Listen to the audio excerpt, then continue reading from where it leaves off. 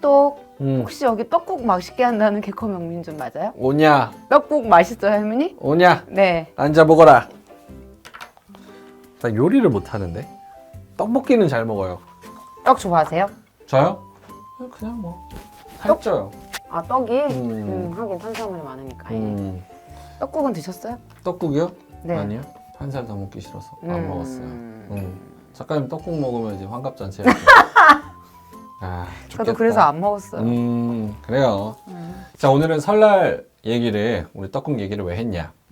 가족끼리 명절 때 딱 모여서 떡국 먹고, 그 다음 뭐 합니까?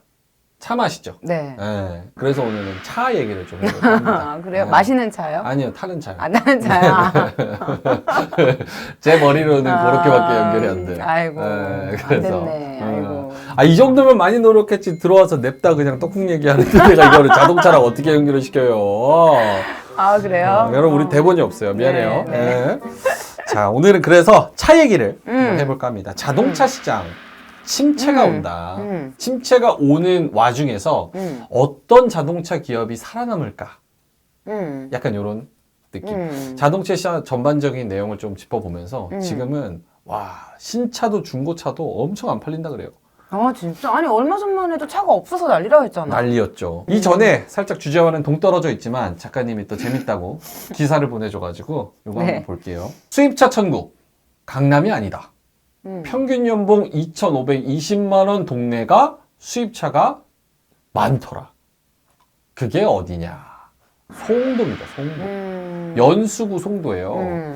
수입차가 7만 대가 등록이 돼 있대. 근데 연수구 인구가 38만 명이거든. 5명당 한 대로 수입차가 있는 거야. 그렇구나. 두세 집 건너 한 대씩 수입차를 수요한 것으로 추산이 됐다. 근데 여기 이제 송도 쪽에 삼바, 셀트, 뭐 이런 제약회사들, 그리고 여기 대기업들 되게 국제 업무단지 막 이렇게 있어서 제약회사들이랑 그런 글로벌 기업들 꽤 많거든요. 그러니까 요런 고액 연봉자가 늘면서 여기 송도에 사는 사람들이 수입차를 많이 샀다. 뭐 이렇게 하고 있어요. 아니, 그리고 나도 이제 한창 수입차에 관심 많을 때 막 이것저것 막 가가지고 딜러들을 만났었는데 우연일 수도 있는데 난 저기 송도에 나 저기 가봤거든요. 오. 저기 BMW 매장에 한번 가봤었어. 송도에 있는. 거기가 제일 조건이 좋았어. 딜러 조건이. 그래. 그래서 나는 확실히 차가 여기가 수요가 많으니까 이런 혜택도 더 많은가? 왜냐면 딜러 간의 경쟁이 크면 클수록 서로 더 잘해주려고 하다 보니까. 그렇지, 맞지. 그래서 그런가라고 생각했었거든. 좀 이 기사 보면서 내 생각이 맞았나? 그 생각을 했었어. 자, 그래서 이게 7만 대가 내가 생각했을 때는 이건 내 내피셜입니다. 저기 인천에 좀 젊은 층들이 좀 많이 살고 그 인구 생산도시 그 이게 있어요. 연수구에? 인천에. 인천에. 생산 연령 인구 중에서 2020년에서 2040년까지 대충 이렇게 퉁쳐서 예상을 해봤을 때 인천시의 생산 연령 인구 비중이 엄청 높게 나타났대. 그래서 약간 젊은 층들이 좀 많이 살고 특히 서울에서 집 못 사는 2030 어디로 갑니까? 경기로 가죠. 경기도까지 못 가는 그런 2030 어디로 갑니까? 인천으로 가죠. 인천으로 가요. 인천으로 이제 이사 간 젊은 사람들이 사실은 뭐 우리나라에서 사실 집을 포기하면 그 돈으로 할 수 있는 게 되게 많아요. 그렇죠? 맞아. 인천 요 언저리에 살면서 사실 뭐 출퇴근하는 건 조금 뭐 멀 수도 있고 뭐 생활 인프라가 좀 떨어질 수도 있고 뭐 그런다고 쳐도 그냥 집값 같은 거 신경 안 쓰고 맞아. 그 돈으로 다른 걸 한다? 수입차 왜 못 사? 살 수 있지. 그래서 약간 인천에서 그런 수요가 좀 많은 거 아닌가 약간 이런 생각이 들어. 그런 생각이 좀 있고 그리고 나이도 젊으니까 젊은 연령층에서 저런 수입차를 선호하는 현상이 더 도드라지게 나타나고.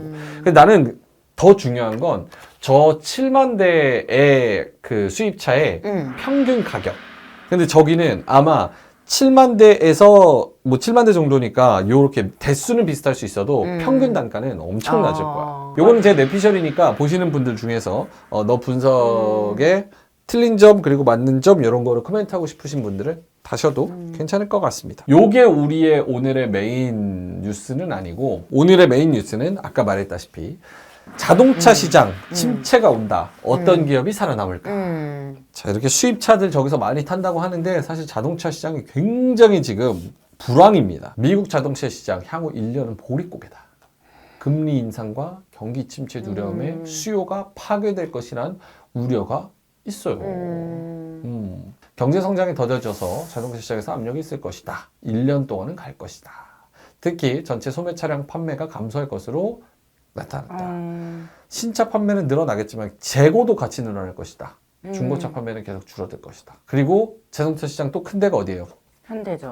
아니, 현대기아. 중국이죠. 아, 중국. 미국 봤잖아요.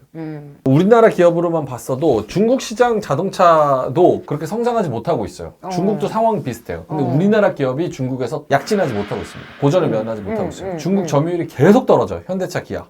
신차로 정면 돌파 나선다. 이게 중국 자동차 시장도 성장하지 못하지만 우리나라 기업으로 봤을 때는 더 고비인 게 중국 자동차들이 중국 시장을 그냥 선점하고 있어. 아예 그냥 점유를 그냥 해버리고 있어. 그래서 현대기아차의 중국 판매, 자동차 판매가 계속 줄어들어. 이상하다. 왜 그래요? 이거는 현대차 그룹의 중국 사업은 아픈 손가락으로 꼽힌다. 왜 그러냐? 일단은 중국에서 마케팅을 잘 못했고, 첫 번째로. 두 번째로는 그 반한 감정. 그것 때문에 현대차, 기아차가 뭐 한다 그러면 계속 딴지 걸고 못 팔게 하고 마케팅도 제대로 안 해주고 그랬어. 그래서 2016년부터 지금 2022년까지 판매 대수가 어머나. 114만 대에서 27만 대로 계속 감소하고 있습니다. 이렇게 내연기관차를 잘 못 팔면 전기차로도 잘 팔아야 되는데 중국은 현대 전기차를 안 사요. 그래서 사실은 2022년에 7,200억 원을 돈을 때려 부었어, 중국에. 적자여서. 근데 그것도 다 썼어. 그래서 지금 현대차 그룹은 중국에 대해서 뭐 의지를 보이고는 있는데 방법이 없습니다. 뚫어나갈 방법이 없어. 미국에서 워낙 잘 팔린다고 하니까 난 중국에서도 그럴 줄 알았는데 아니야. 아니구나. 중국에서는 현대차가 엄청 안 팔립니다. 중국도 자동차 시장이 안 커지고 있는데 우리나라 현대기아차는 더 고전하고 있다. 그런 상황이고. 중고차도 마찬가지입니다. 미국 받고 중국 받고 중고차 보겠습니다. 20년 만에 최악이래. 중고차 금리 15% 육박. 이 사람은 경기도 중고차 딜러 협회장이에요. 문의도 없고 판매도 없고 재고, 금융, 이자, 압박 이런 부분들이 있다 보니까 판매할수록 오히려 손해난다. 저는 올해도 불황이 계속 갈 거라고 본다. 어떻게 버텨야 되는지 심각하다. 중고차 파는 그 K카라는 회사 있어요. K카. K카 주가가 그래서 한 6개월인가 1년 만에 지금 70% 넘게 떨어졌어요. 아작이 났습니다. 아작. 자, 중고차 시세 1월 자동차 시세 보니까 현대, 뭐 제네시스, 기아 다 마이너스지. 지금 니로가 전기차. 요것만 2% 그래도 방어에 좀 성공을 했네요. 수입차도 역시나 마찬가지. 근데 역시나 포르쉐는 안 떨어져. 고급차는 감가 방어가 잘 돼요. 그리고 중고차 가격의 방어가 잘 됩니다. 근데 신차도 잘 팔려, 오히려. 하지만 대중차 같은 경우는 저렇게 가격이 막 떨어지고 중고차는 더 많이 떨어집니다. 럭셔리카의 대명사의 롤스로이스도 지난해에 총 6,000대를 팔았대. 1년간 6,000대 이상 팔린 게 118년 브랜드 역사상 처음이야. 근데 2년 동안 가장 많은 성장을 한 데가 진짜 잘 사나운 사람 많다. 롤스로이스는 그리고 아무한테나 안 파는 차였잖아 원래. 그렇지. 옛날에. 맞아. 근데도 지금은 뭐 돈 있으면 뭐 옛날보다는 좀 풀렸구나. 그렇지. 그러면 지금 중고차 아작났고 중국 시장 아작났고 미국도 보릿고개라 그러고 거기다가 고급차만 잘 팔리고 전기차는 어제 기준으로 어제 화요일이었거든요. LG 에너지 솔루션이 5% 급락했어. 왜 그러냐? 루머가 하나 돌았는데 오더컷. LG 에너지 솔루션이 테슬라형 원통형 배터리가 있었는데 이게 오더를 뭐 예를 들어서 10,000대, 뭐 20,000대 이렇게 했었는데 우리 한 8,000대로 줄이겠다. 막 이렇게 오더를 컷했다는 루머가 돌았어. 그러면서 투심이 급격하게 위축이 됐거든. 그러면서 이런 전기차 시장도 굉장히 안 좋을 것이다. 뭐 이런 얘기가 나오고 있습니다. 뭐 그때 우리 봤잖아. 전기차 자체가 굉장히 단가가 비쌉니다. 일반 내연기관차가 뭐 평균 단가가 뭐 4,800만 원이라고 하면 전기차는 일단은 6,200만 원부터 시작한다. 하기 때문에 평균 단가로 비교를 해봤을 때도 전기차가 너무 비싸다. 보조금 받아도 여기서 1,000만 원 이상은 비싸다. 평균 단가가. 평균 판매 가격이.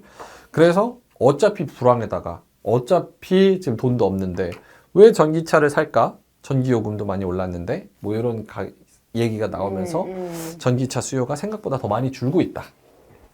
진짜 줄고 있나? 전기차? 줄고 있어요. 그러니까 테슬라가 이번에 테슬라 할인했잖아. 네. 그러니까 얘네가 대장인데 얘네가 내려버리면 그렇지. 다른 애들도 내릴 수밖에 그렇지. 없어. 그렇지. 그러면 마진율이 낮아질 수밖에 없고 그렇지. 그럼 기업들은 더 힘들어지는 거거든. 물론 소비자는 더 좋겠지만 어쨌든 그래서 전기차도 저렇게 테슬라가 할인을 할 만큼 굉장히 안 좋다는 거.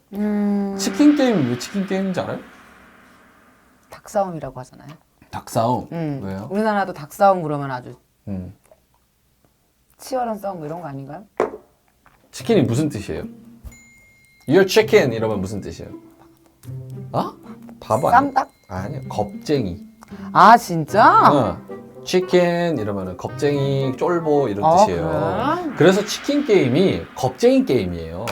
이게 치킨 게임이거든요. 자동차를 이렇게 타잖아. 그러면 저 멀리서 둘이서 상남자인 척하는 애들이 서로 달려와. 200km로. 그런 다음에 먼저 피하는 사람이 지는 거야. 근데 난 안 피해. 너 죽으려면 네가 피해. 죽기 싫으면. 그러니까 겁쟁이 게임 하는 거야. 허세 게임. 그거를 치킨 게임이라 그러는 거예요. 그러면은 도망간 사람이 진 거야? 지는 거지. 핸들 꺾는 사람이. 테슬라의 치킨 게임이 뭐냐면 우리도 가격 진짜 다 낮추고 지금 수익 안 나. 요대로 가면 다 죽어. 대신에 먼저 핸들 꺾고 나가려면 나가. 이래 버리는 거야. 이런 의미가 있었구나. 오늘 요것만 알아가도 좋죠? 왜 너무 좋은데? 치킨 게임을 몰랐단 말이지. 그렇단 말이지. 근데 아마 저처럼 알고 있는 분들이 많을 거예요. 알겠습니다. 자, 이렇게 자동차 시장이 전반적으로 미국, 중국, 중고차, 전기차 다 안 좋다는 거네. 여러분께 말씀을 드렸습니다. 자, 그러면 자동차 기업들 중에서 어떤 기업이 살아남을 것이냐. 그 특징들을 짧게만 한번 정리를 하겠습니다. 자, 첫 번째로는 이 겨울을 견뎌내고 살아남는 기업들 중에서 자동차 기업들 중에서 전기차를 꾸준히 잘 파는 기업이 살아남을 것이다. 그게 첫 번째입니다. 이 시장은 어차피 지나가는 시장이에요. 내연기관차는. 그래서 내연기관차보다는 전기차를 많이 팔면서 전기차에 대한 사람들의 인식을 늘리는, 선점하는 그런 기업들이 살아남을 거예요. 점유율 사상top 10%, 전 세계 판매된 차 중에 10대 중 1대는 전기차예요. 중국은 팔리는 차의 5대 중 1대꼴로 전기차였다. 미국은 전기차 점유율이 낮거든. 3.2에서 5.8로 늘어났어. 근데 중국 지금 몇 %야? 19%. 유럽 11%잖아. 중국은 약간 저런 문화도 있어요. 사실은 우리나라에서 작가님 전기 오토바이 타봤어요? 아니 안 들었어. 전기 스쿠터. 전기 자전거 타봤어요? 안 타봤죠? 근데 중국은 땅이 넓잖아. 다 자전거를 타고 다니잖아. 그리고 스쿠터를 엄청 많이 다녀. 전기 스쿠터. 그러니까 전기 동력에 대한 그 몸이 익숙해. 그래서 전기차에 대한 부담감이 없어. 익숙하구나 되게 많이 전기를. 왜냐면 아기 때부터 전기 자전거, 전기 스쿠터 이런 거 타고 돌아다니기 때문에 결국 자동차도 이렇게 윙 하면서 가는 그 전기에 대한 그런 뭐 거부 반응이 아예 없어. 그렇구나. 이질감이 없습니다. 더 익숙해요. 그래서 중국에서 전기차 비중이 굉장히 높고 미국도 전기차 시장이 엄청 넓거든. 자동차 시장이 엄청 넓잖아. 근데 이제 전기차 비중은 낮기 때문에 미국에서 많이 파는 애가 앞으로 세계를 지배할 가능성이 매우 높다. 자, 그래서 전기차를 잘 파는 기업, 전기차를 잘 만드는 기업 요거를 특징 1로 봐야 되고 특징 2는 뭐냐. 아세아와 북미를 잘 노리는 기업들을 사야 돼. 현대차, 인리 공장 가동 본격화, 아세안 공략 속도, 지난해 생산량 기준 6위, 인도네시아, 베트남, 인도, 뭐 그런 개발도상국이지. 엄청 인구가 많으면서 생활 수준이 좀 높이 올라오면서 젊은 인구가 많은 나라들. 거기를 많이 노리는 기업들, 거기서 잘 파는 기업들. 그런 기업들 위주로 사야 돼요. 자, 그리고 살아남을 기업들의 세 번째 특징 뭐냐? 마진율이 높은 기업. 그렇지. 마진율이 높아야 돼. 마진율이 높다는 건 뭐냐? 여러 가지 이슈가 있을 수도 있지만 브랜드의 충성도가 높다는 뜻, 그리고 경영을 효율적으로 한다는 뜻, 그리고 세 번째는 비싼 차를 만든다는 뜻이. 포르쉐나 뭐 람보르기니나 이런 거는 마진율이 높아요. 그러니까 한 달에 한 대만 팔아도 되는 거야. 그런 것처럼 마진율이 높다는 건 그만큼 고급차를 많이 팔고 고급화돼 있다는 거야. 그게 고급화된 뭐 100원짜리를 팔고 10원을 남기는 것보다 1000원짜리를 비싼 거를 넣고 그냥 200~300원을 남기는 게 훨씬 나은 거야. 자동차가 마진율이 높으려면 어떤 방법이 있을까? 고급화밖에 없어요. 고급화. 고급화하거나 아니면 만드는 생산 단가를 낮추거나 해야 되는데 우리나라 현대기아차의 고질적인 병으로 뭐 기업 관점으로만 봤을 때는 노조가 가장 큰 문제로 꼽혀요. 그쪽도 그쪽 입장이 있고 사측도 사측 입장이 있겠지만 어쨌든 간에 노조가 계속 효율성, 생산성, 생산 효율성이라고 하는데 그 지표가 있어요. 그거는 독일의 BMW나 토요타보다도 훨씬 낮아. 근데 연봉은 더 높아. 그렇게 해버리니까 뭐 차량이 비싸기만 비싸고 품질은 떨어지고 마진율도 낮고 개선이 안 되는 거지. 그래서 현대차가 이제 다른 데다가 자꾸 공장을 짓고 막 그 탈 노조를 하려고 하는 건데 노조가 그것도 반대하는 상황이지. 고급화 전략이라는 게 뭐지? 토요타에서 렉서스를 내놓은 것처럼 그리고 현대차에서 제네시스를 내놓은 것처럼 벤츠에서 마이바흐를 내놓은 것처럼 고급화된 차는 부품이 그만큼 더 비싼 걸 쓰거나 비싸죠. 그러니까 결국 마진율이 그 고급화에 어떻게 비례할 수가 있지? 아니죠. 근데? 비싼 차를 뭐 예를 들어서 3천만 원짜리 차야? 그건 팔면 얼마가 남아? 뭐 예를 들어 10% 남는다고 쳐봐. 3천 팔아서 300 남지. 그치? 근데 3억짜리 차를 팔아.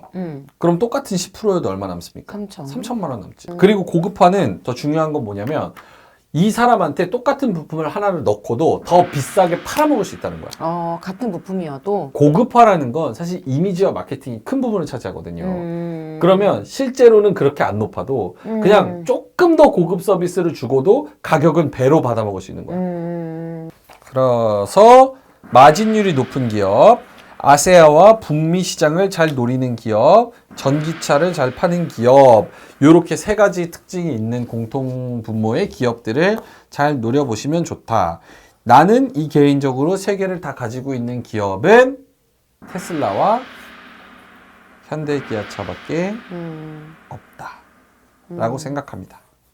테슬라는 근데 주가 위치가 너무 비싸고 현대기아차는 주가 위치가 너무 싼데 사람들의 그런 생각이나 이런 이미지가 좀 너무 구려. 현대기아가?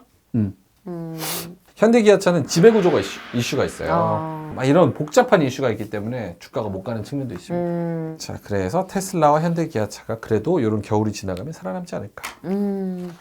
그리고 하나 더. 설 연휴 때 명절 끝나고 나면은 뭐 어떤 이런 차 시장 이런 거 변화가 있어요? 없어요. 없나? 있을 이유가 있나요? 아니 뭐 용돈을 많이 받아서 차를 더 많이 산다거나 뭐 이런 거. 용돈 받아서 차를 사나요? 아니 그건 아닌데. 용돈 많이 받나 봐요? 아니요. 재벌집 막내딸이세요? 용돈 받아서 5장 50억. 아니 어쨌든 명절이 지나면 어떤 큰 시장의 흐름이 막 변한다고 하니까 부동산에서는. 부동산은 왜 그래요? 부동산은 그것 때문이 아닐걸? 아니 설이 지나면 주로 이제 봄이 오잖아요. 겨울이 지나고.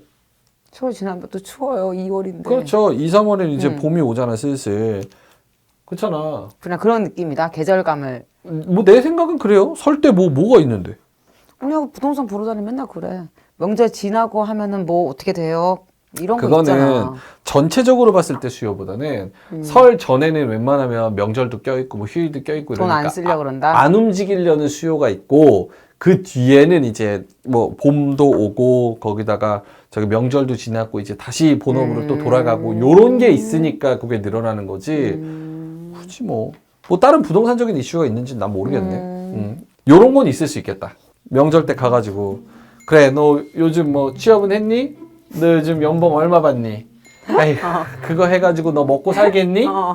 너 장가는 언제 가니? 뭐 이런 얘기 듣잖아. 그 스트레스 받잖아. 그러니까 내가 좋은 차라도 사서 저기 뭐 잔소리 안 듣게 홧김에 다음 명절 때 가면은 내가 이거 차 보여주면서 저 잘 나가요 괜찮아요 이렇게 해버려야지. 약간 요런 수요로 아유 하고 수원 중고차 매장으로 달려가자. 벤츠 제일 싼 거 20년 된 거 80만 킬로 뛴 거 하나만 주세요. 그렇게 할 수는 있을 것 같아요. 자, 알겠습니다. 자, 자동차 시장 침체가 온다. 거기서 살아남는 기업들, 어떤 기업들이 있을지 한번 짚어봤습니다. 됐죠? 넵.